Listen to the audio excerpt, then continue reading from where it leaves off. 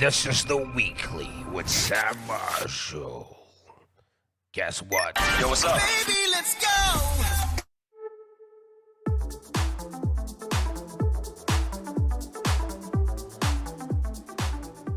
Welcome to another episode of the Weekly. And you know what? I haven't done one of these in a while. I wanted to kind of really think about before, you put these things out. But so much has happened in the world since the last one we did was around corporate zombies, and there was a ton of things that we wanted to talk about. And then all of a sudden we're hit by this COVID-19 outbreak, and this is some serious stuff because the kind of world is obsessed with it at the moment. And all of a sudden, all those movies, those things that I saw, virus infects a city, a community, a township, and it turns them into zombies. Well, people are not being reanimated here, but there is this serious virus that's doing the rounds, and it's really knocking the crap out of everybody. It's knocking, if you've got an immune problem, if your body's not feeling well, then you're going to be knocked by this COVID-19 virus. And it really got me thinking about how do we go back to normal now. In South Africa, we're under lockdown. That announcement was made around, I think, just after the 15th of March. And now we are day 5, came into effect last week and Friday, I think. By the time you listen to this, this will be a while back. But it was midnight on a Thursday evening going into Friday that the kind of lockdown happened. And a lot of us kind of didn't know what a lockdown would be and what it felt like. And now we're kind of 5 days into a lockdown. Some of us are coping extremely well. Some of us are not doing so well. Because obviously there's a ton of things you've got to factor when you do a lockdown. And we are learning because it's unprecedented. There hasn't been in the history of humankind where we've had a lockdown that's affecting nearly 50% of the planet. 3 billion plus people in lockdown, quarantine, self-isolation. Maybe 5 billion practicing social distancing. So these are kind of numbers we could have never imagined. So I'm as baffled as everybody because there's a ton of news that's coming out. And I don't want to go on about the Chinese and how they're lying about their numbers and how a billion 1.5 billion people claim, or the government claims that it's got it under control, and everywhere else in the world it's flaring up. So there's a ton of things we have to consider. But for me, I really wanted to think about how do we go back to normalcy after this. If you're a company that couldn't do kind of remote working and collaborative working in remote settings, it's kind of your future. It's an uncertain future now, and something you've got to kind of maybe think about for a while. How long, we don't know.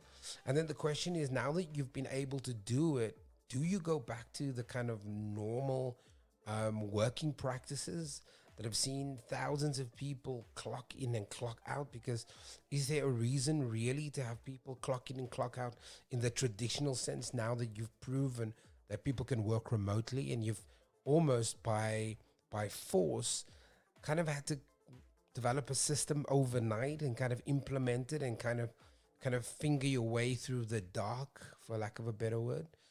But I don't know how we go back to normal, because that's really the big question, isn't it? How do you go back to a normal working environment?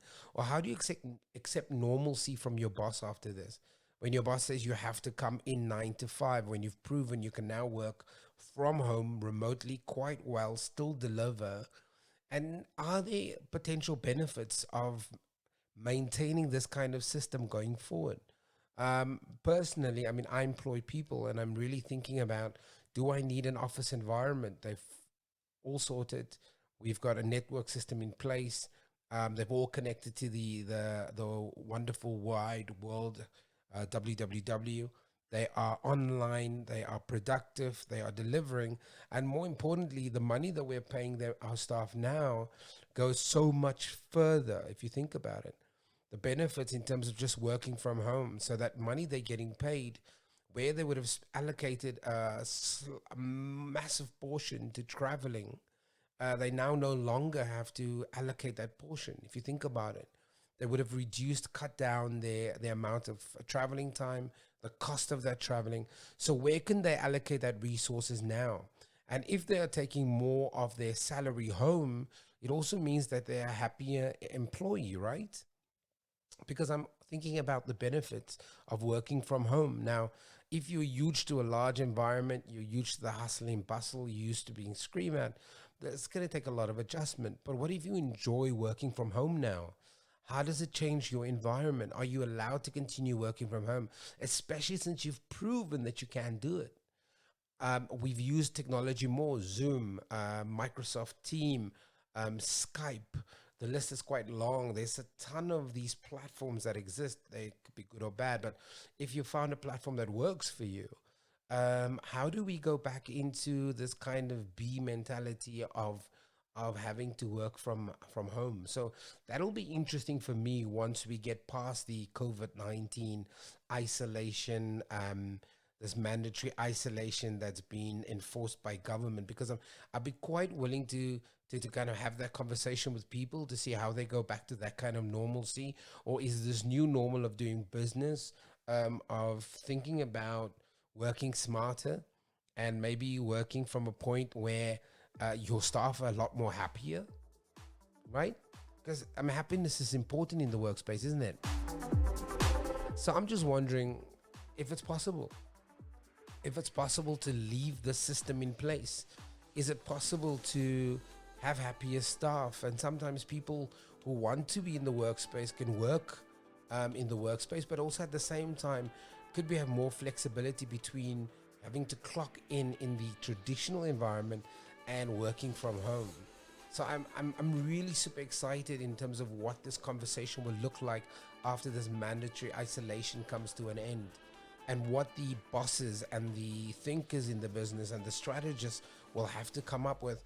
And what happens if your workforce is more productive from a home environment than from an actual structural, compartmentalized, heavily influenced, HR policy driven environment? I'm not saying that HR doesn't play a part here. I'm not saying that human resources is completely out of the picture. Of course it is. But itself would have had to change. It would have had to innovate to deal with a workforce that's now working from home. Do you then minimize, for example, things like not arriving on time at work? Do you minimize things like traffic jams, impact on the environment, accidents? There's just a ton of things I can think of that gets impacted directly. Workman's compensation. How do you, obviously certain jobs you'll have to do from your workspace. There's certain jobs you can't stay at home, but a large part of the kind of workspace, especially with 4IR, especially with technology, that we can incorporate, right? So if you've got ideas on how it will impact the workspace, what the workspace will look like once we return after the mandatory isolation is over, I'd love to hear it. I'd love to get your insights on it, because I'm fascinated by what this new normal will look like, how your bosses will interact with you, because we know that in order for something to become habitual, become a habit, it needs X amount of hours, including repetition. And we in South Africa would have had 21 days of that. We're only 5 days in. This is our first week at home. So I would love to know kind of what we've learned. What's the best and the worst practices? Are the teams performing? Are they not performing? Are they engaging better? Are you finding that uptight stick who works with you to be a lot more loose and relaxed? So I'm quite interested to kind of just see where this space goes to, and what this workspace will look like, and what the world space will look like. And imagine it now becomes, I remember a couple of years ago, you couldn't answer your cell phone in a meeting. Now if it's important, people allow it. So this is a new normal, right? This is interesting. So if you've got thoughts, ideas, want to share it, let's have a conversation. I'd love to know more about, especially the strategic thinkers who are supposed to be the experts in this space. You've got to genuinely, honestly be wondering about this stuff. And if you're a small business, if you've managed to get Tom, Dick, Sally, Harry to work from home and it's working for you, do you still need an office space? Do you need to put that outlay? Because if you, for example, in the context of South Africa, gave everybody Wi-Fi, which runs until 6 o'clock, so rain, for example, that's going to be 250 Rand per person, right? So let's say on average, you've got 10 staff, it's going to cost you 2,500 Rand a month. There might be a couple of other little issues you have to figure out, but let's say you use Vobi, for example, and you use 3 lines. So your outlay now for your office is probably under 4,500 Rand in comparison to the rental and everything else, which is probably costing you 12, 13,000 Rand a month. So you're already saving 7,000 Rand, if that's kind of the example you want to go with. So, because it's something I'm considering. How do I continue this process, because it's working for me? And obviously you can hire a boardroom, you can hire a space, you can meet in a collaborative workspace once a week, set out the tasks. But for everything else, you've got monday.com. You've got a ton of these platforms that were designed specifically for this. So if you've got any ideas, share with me. I'd love to hear from you. Computer systems are offline.